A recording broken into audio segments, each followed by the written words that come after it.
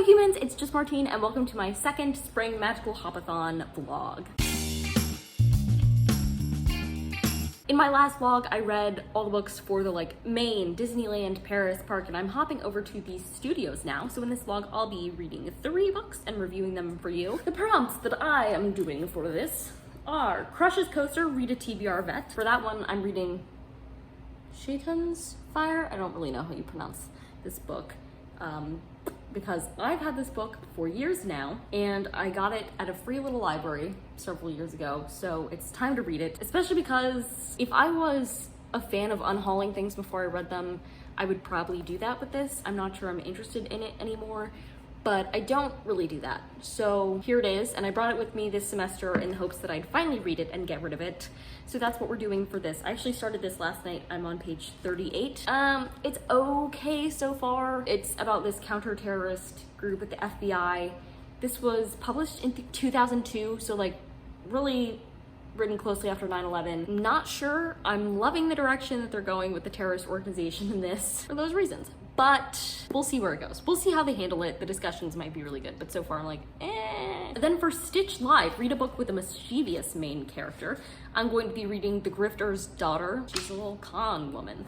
And then for Heroic Selfie Spot, I'm going to read a book with a kick-ass main character, and for that I'm going to be reading a girl called Ruthless. And I don't actually care about the Heroic Selfie Spot. Okay.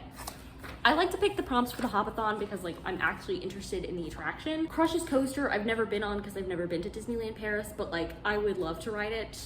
Plus getting a TBR vet on there is always good. Stitch Live just seems fun. Stitch is a character that I love a lot, but Heroic Selfie Spot I don't really care about because it's not like they'd have Spider-Man, so yeah, but I liked the prompt. It's a lovely Sunday morning. Hopefully I'll be reading more of this today, and I'll update you when I have something interesting to say. It's Wednesday night. I finished this book this morning, and I put off talking to you about it all day because I had a 40-minute conversation with Harris about how I was feeling about this book last night, and I really want to give you some coherent thoughts to ruminate on, but I wasn't feeling capable of it.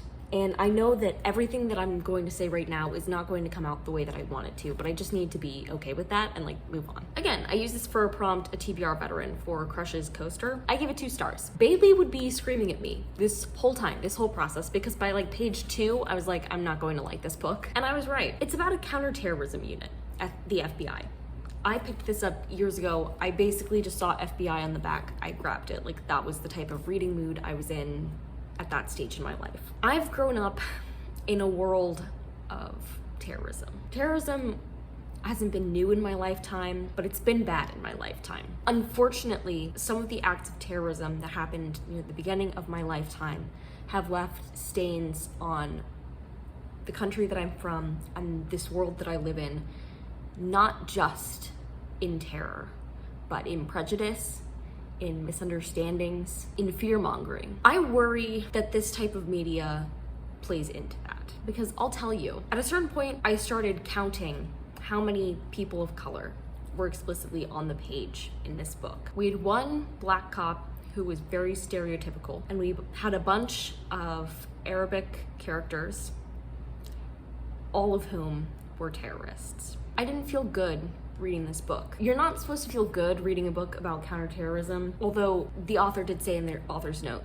that they hoped it made you patriotic, but nothing about this felt good to me. I don't want to live in a world where the only representation we get of a group is that they're supposed to be terrorists. I especially can't appreciate that when the main characters are all white Christians, and specifically the terrorists are seen as Islamic fanaticists. Islam is a huge religion.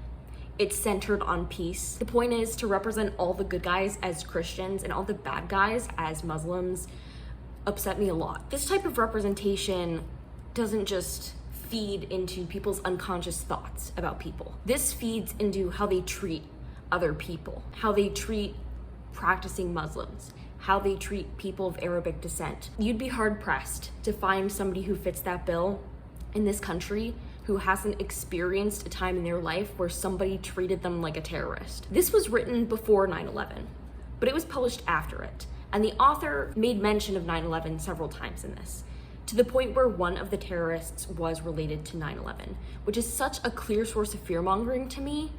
It was unfathomable. It was published in 2002. It was published into a world that didn't need this to make it worse. And I'm not sure how much of a reach, if any, this book had. So I'm not about to say that this caused all the problems, but it did remind me of all the problems. It left me feeling hopeless about some things. But I didn't want to not talk about it because I'm here to share books with you, and I have a responsibility to inform you about those types of things. And I think as a reader, I think it's a good sign that it made me mad in that way, because I think it's a great sign that I noticed. Because I worry that there was a time in my life when I wouldn't have noticed. And so for it to sit at the front of my mind the entire time I was reading it is progress. It's not perfection, but it's something. If you're reading books like this because you like FBI stories or something, that's fine. I urge you though, and this is for any genre, but this is just bringing it to mind, that whatever genre you're reading for pleasure, you're reading it for escape, you can read whatever you want. If it's going to be harmful in some way, maybe try to recognize it, right? You don't have to condone it. You also don't have to hate the whole thing because of it, but you have to recognize that it's there. Just like when I read older books from Project Gutenberg through public domain and they have ugly bits of history in it, it is part of our history. It's still important to think about. It's also important not to think the way that these texts suggest we think. I didn't like this book, and it's not as magical as I wanted this magical HOPATHON experience to be, but my other books will be, and I learned a valuable lesson from this one. On to the next one. For the next prompt of Stitch Live, read a book with a mischievous main character. I'm reading The Grifter's Daughter. I'm 25% of the way into that.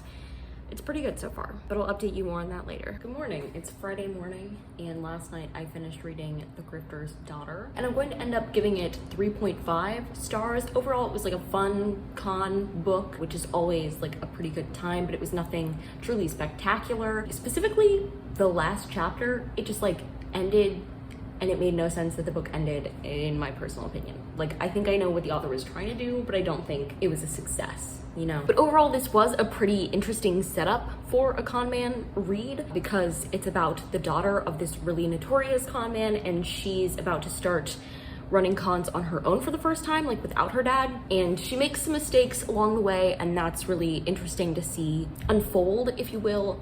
And we get to know her different team members that she's bringing in and the different specialties that they all have. It's always pretty interesting to see what different con people like draw in to make a con work. That's all I really have to say about it. Like, it was just a pretty good time, you know? Glad I read it. So for my final prompt, heroic selfie spot, read a book with a kick-ass MC, I'm going to be reading A Girl Called Ruthless, and hopefully I'll start that later today, and I'll keep you updated. I finished A Girl Called Ruthless earlier today, just in the nick of time because it's Sunday evening. I probably would have gotten it done a lot sooner if it weren't for Heartstopper coming out on, I believe it was Friday. Because what had happened was on Friday, I watched the first 3 episodes, and then I watched the rest of them Saturday morning. And then later that day, like at night, I watched it all again with my sister because she agreed to just watch 1 episode, but then we ended up watching all of them. And then today I read the entire webcomic.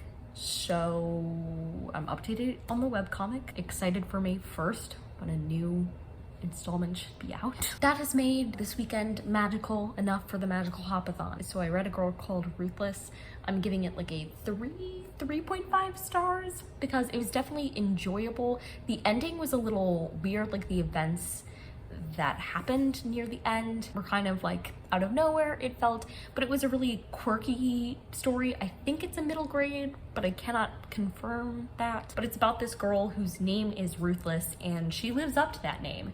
She's a little intense, and so she begins the book with this scheme to become student body president of her school, even though her middle school doesn't have a student body president. Like, that's never been a thing. She devises a plan to become the student body president, but when she's forced to quit doing that because her mom orders her to, she begins a campaign for mayor of her town under a different name as 2 people in a trench coat. Like, literally, she sits on top of her best friend's shoulders and they're in a trench coat and they run a mayoral campaign.